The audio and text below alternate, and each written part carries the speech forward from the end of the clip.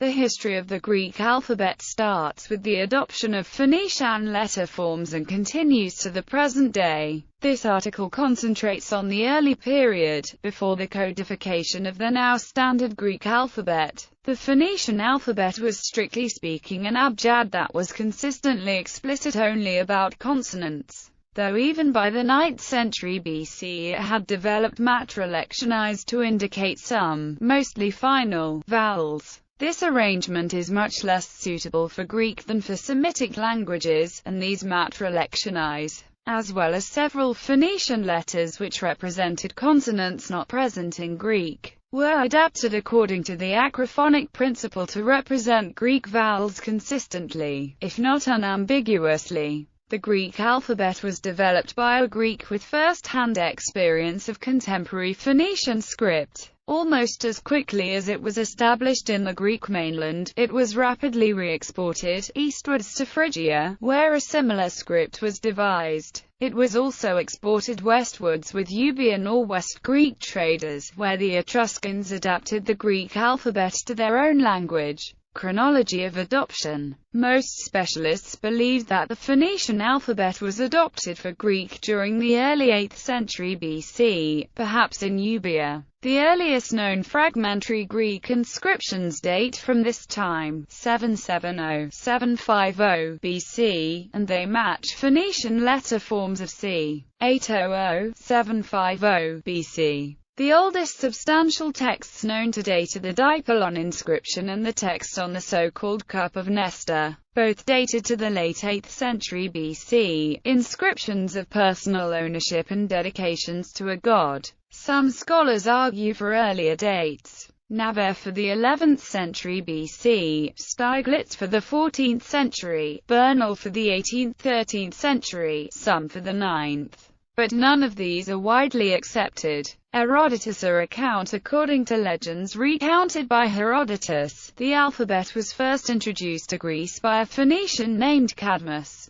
The Phoenicians who came with Cadmus, amongst whom were the Gephori, introduced into Greece, after their settlement in the country, a number of accomplishments, of which the most important was writing, an art till then, I think, unknown to the Greeks. At first they used the same characters as all the other Phoenicians, but as time went on, and they changed their language, they also changed the shape of their letters. At that period most of the Greeks in the neighborhood were Ionians. They were taught these letters by the Phoenicians and adopted them, with a few alterations, for their own use, continuing to refer to them as the Phoenician characters, as was only right, as the Phoenicians had introduced them. Indeed, even today many foreign peoples use this material. In the temple of Ismenian Apollo at Theba in Boeotia, I have myself seen cauldrons with inscriptions cut on them in Cadmean characters, most of them not very different from the Ionian. Herodotus estimates that Cadmus lived 1600 years earlier, or around 2000 BC. He had seen and described the Cadmean writing in the Temple of Apollo at Thebes engraved on certain tripods. He estimated those tripods to date back to the time of Laius, the great-grandson of Cadmus. On one of the tripods there was this inscription in Cadmean writing, which, as he attested, resembled Ionian letters. Mu phi iota tau rho epsilon omega nu mu nu epsilon theta eta kappa nu alpha omega nu pi tau eta lambda epsilon beta omicron alpha omega nu. A second tripod bear the inscription in hexameter verse. Sigma kappa alpha omicron sigma pi epsilon gamma mu alpha chi epsilon omega nu mu epsilon kappa eta beta omicron lambda pi omicron lambda lambda omega nu iota kappa eta sigma alpha sigma nu epsilon theta eta kappa epsilon tau epsilon mu pi epsilon rho iota kappa alpha lambda lambda sigma gamma alpha lambda mu alpha. Herodotus estimated that if Scaeus, the son of Hippocoon, was the dedicator and not another of the same name, he would have lived at the time of Oedipus. The third tripod bears the inscription again in hexameter verse. lambda, alpha, omicron, delta, alpha, mu, alpha, sigma, tau, rho, iota, pi, omicron, delta, alpha, tau, sigma, upsilon, sigma, kappa, omicron, pi, omicron, lambda, lambda, omega, nu, iota, mu, omicron, upsilon, mu, alpha, rho, chi, epsilon, omega, nu, epsilon, theta, eta, kappa, epsilon, tau, epsilon, mu, pi, epsilon, rho, iota, kappa, alpha, lambda, sigma, gamma, alpha, lambda, mu, alpha. Hyginus. A account. Hyginus recounts the following legend about the introduction of Phoenician letters to Greece. The three fates created the first 5 vowels of the alphabet and the letters B and T. It is said that Palamedes, son of Nauplius, invented the remaining 11 consonants. Then Hermes reduced these sounds to characters, showing wedge shapes because cranes fly in wedge formation, and then carried the system from Greece to Egypt. This was the Pelasgian alphabet, which Cadmus had later brought to Boeotia, then Evander of Arcadia, a Pelasgian, introduced into Italy, where his mother, Carmenta, formed the familiar 15 characters of the Latin alphabet. Other consonants have since been added to the Greek alphabet. Alpha was the first of 18 letters, because alpha means honor, and alpha E9 is to invent. Diodorus recounts some ancient Greek scholars argued that the Greek alphabet should not be attributed to the Phoenician alphabet. Diodorus Siculus, in his Historical Library, Book 5, suggests that the Phoenicians merely changed the form and shape of earlier letters, but there are some who attribute the invention of letters to the Syrians, from whom the Phoenicians learned them and communicated them to the Greeks when they came with Cadmus into Europe, hence the Greeks called them Phoenician letters. To these that hold this opinion, it is answered that the Phoenicians were not the first that found out letters, but only changed the form and shape of them into other characters, which many afterwards, using the name of Phoenicians, grew to be common. Plutarch's account. In his book on the malice of Herodotus, Plutarch criticizes Herodotus for prejudice and misrepresentation. Furthermore, he argues that Gephoriae were Euboeans or Eretrians, and he doubts the reliability of Herodotus' sources. As for Aristogeiton, Herodotus puts him not forth at the back door, but thrusts him directly out of the gate into Phoenicia, saying that he had his origins from the Gephoriae, and that the Gephoriae were not, as some think, Euboeans or Eretrians, but Phoenicians, as himself has learned by report. Plutarch and other ancient Greek writers credited the legendary Palamedes of Nauplion on Euboea with the invention of the supplementary letters not found in the original Phoenician alphabet. The distinction between eta and epsilon and between omega and omicron, adopted in the Ionian standard, was traditionally attributed to Simonides of Ceos. Plutarch goes further back to describe an older Greek writing system, similar as he attested to the Egyptian writing. In his Discourse Concerning Socrates as Demon, he describes how Agesilaus, king of Sparta, uncovers Alcmene's tomb at Haliartus and discovers a brazen plate on which a very ancient script was written, much older than the ancient Greek alphabet. Agesilaus sent her transcripts to Egypt in order to be translated back into ancient Greek. Agetorides the Spartan traveled to Memphis of Egypt and gave the transcript to Chronophis the Egyptian priest. Some scholars speculate that this plate was written in Linear B. Agesilaus' decision to have texts sent to Egypt is not unreasonable. It is widely accepted that ancient Egyptians during the 4th century BC were able to translate to and from various other languages. They used 3 different writing systems within Egypt: hieroglyphic script, hieratic and demotic. This tradition continued during the Hellenistic period, when all kinds of scripts were translated and copies were added to the Library of Alexandria. One example today of a script written in 3 forms is the Rosetta Stone that appears in 3 texts: in ancient Egyptian hieroglyphs, in Egyptian demotic, and in ancient Greek. And therefore, as the story goes, the Egyptian priest, having studied the script and translated it, concluded that the writing enjoined the Greeks to institute games in honor of the Muses. Restructuring of the Phoenician abjad. The majority of the letters of the Phoenician alphabet were adopted into Greek with much the same sounds as they had had in Phoenician. However, Phoenician, like other Semitic scripts, has a range of consonants, commonly called gutturals, which did not exist in Greek: aleph, he, h, e, a, heth, h, and iron. Of these, only heth was retained in Greek as a consonant, eta, representing the h sound in those dialects which had an h, while the consonants aleph, he, and iron became the vowels alpha, a, e, and o, respectively. Phoenician had foreshadowed the development of vowel letters with a limited use of matra lectionis, that is, consonants that pull double duty as vowels, which for historical reasons occurred mostly at the ends of words. For example, the two letters waw and ud stood for both the approximant consonants w and j, and the long vowels u and I in Phoenician. However, several Greek dialects still had a w sound, and here waw was used for both of its Phoenician values, but with different forms,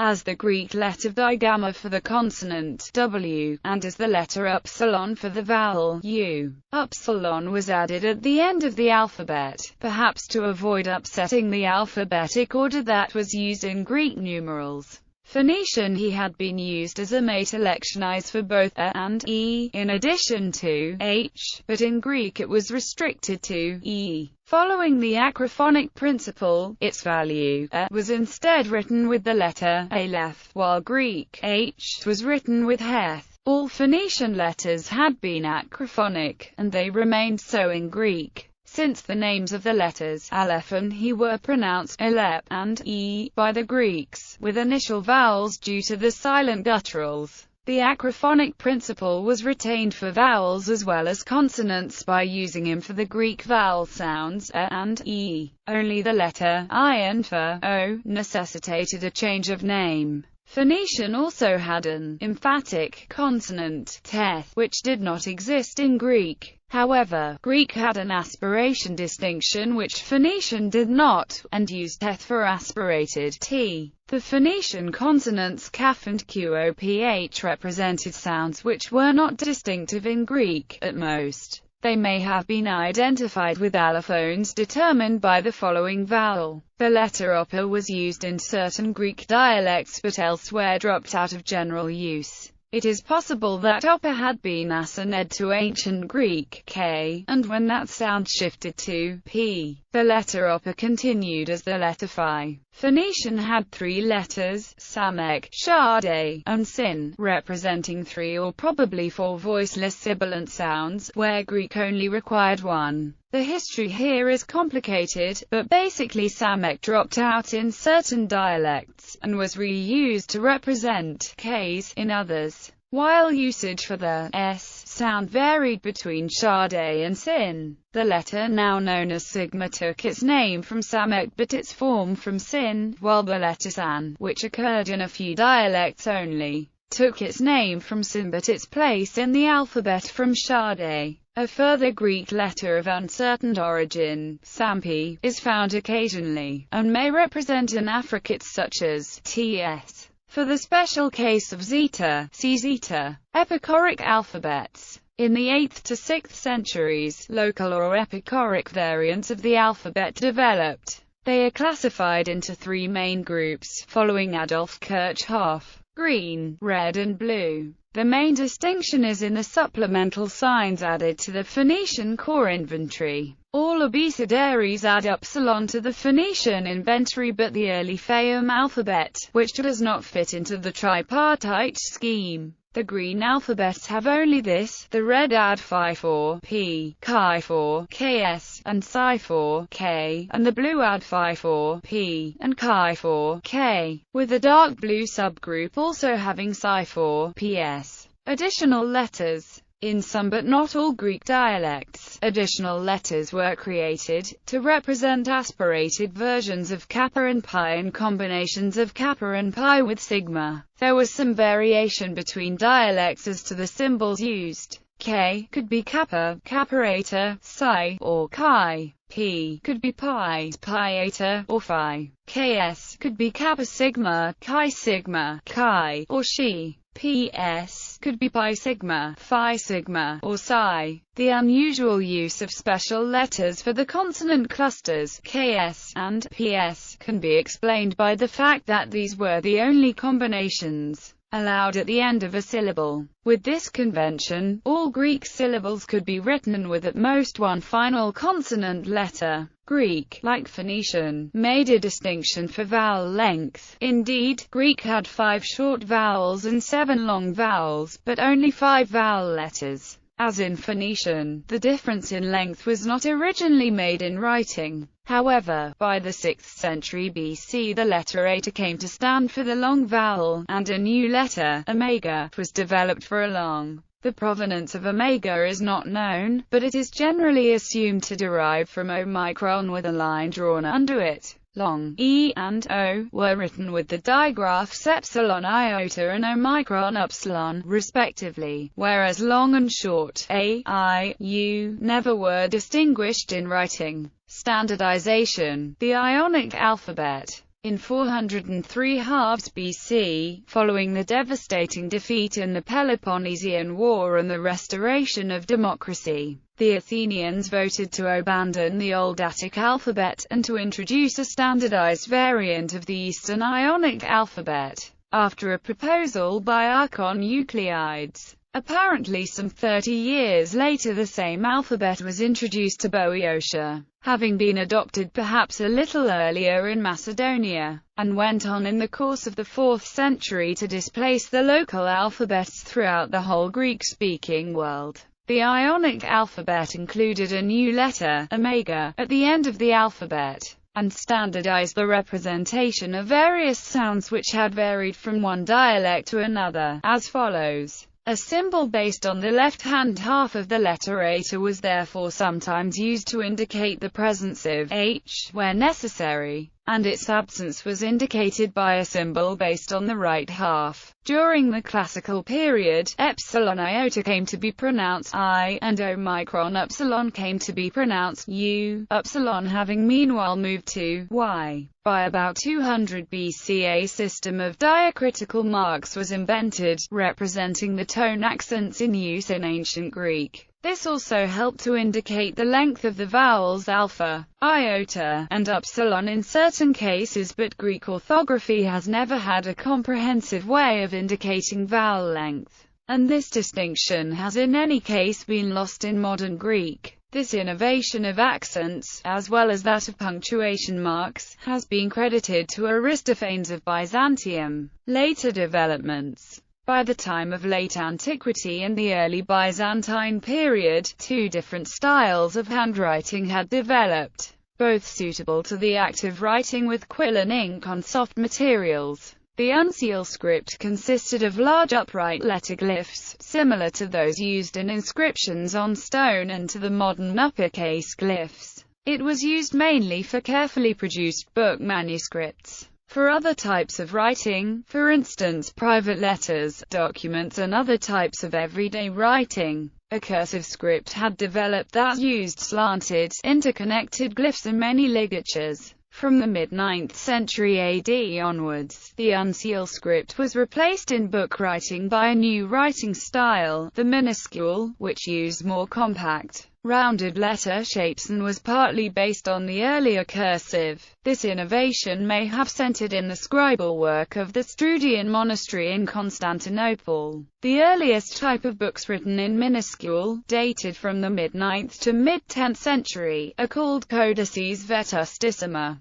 During the following centuries, this style of writing was further developed and took on more cursive elements again. This became the dominant type of handwriting until the post-Byzantine period. Together with the minuscule letter shapes, Greek writing also began to use word boundary spaces and diacritics more regularly. Some punctuation began also to be employed. The iota subscript was employed from the 13th century onwards, often in medieval manuscripts. Old uncial letter forms were mixed in with the normal minuscule letters for writing titles or for emphasizing the initial letter of a word or sentence. Like in Latin, this became the root of the modern innovation of lettercase. The systematic distinction between uppercase and lowercase letters in orthography. The uppercase letters of modern orthography are derived from the uncial script, while the lowercase letters are derived from minuscules. The invention of printing saw the codification of a more fixed set of letter structures.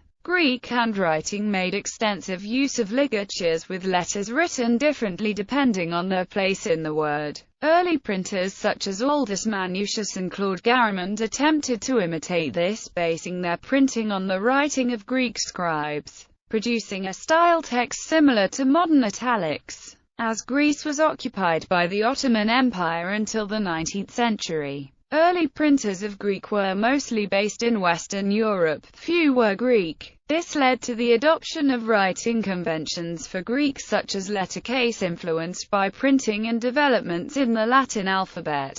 Cursive-inspired Greek print slowly disappeared in favor of an upright and less ornamented style of writing more like Latin print during the 18th and 19th centuries. In 1982 the monotonic orthography was officially adopted, abandoning the rough and smooth breathings and reducing the three types of accent mark to one. The pronunciation of Greek has also changed considerably since ancient times, but these changes have not been apparent from the orthography, which has remained conservative. See Greek alphabet for a summary of the current situation. Names of the letters. The names of some letters were changed in order to distinguish them from certain digraphs which had become homophonous, as follows. The letter F was probably originally called war, but in classical times was called digamma, reflecting its shape rather than its sound. Similarly, the name Sampi means like pie, suggesting that its phonetic use had been forgotten. Greek numerals. The letters of the alphabet were used in the system of Greek numerals. For this purpose the letters digamma and upper were retained although they had gone out of general use, and the obscure letter Sampi was added at the end of the alphabet. Digamma was often replaced in numerical use by stigma, originally a ligature of sigma and tau, or even the sequence sigma tau.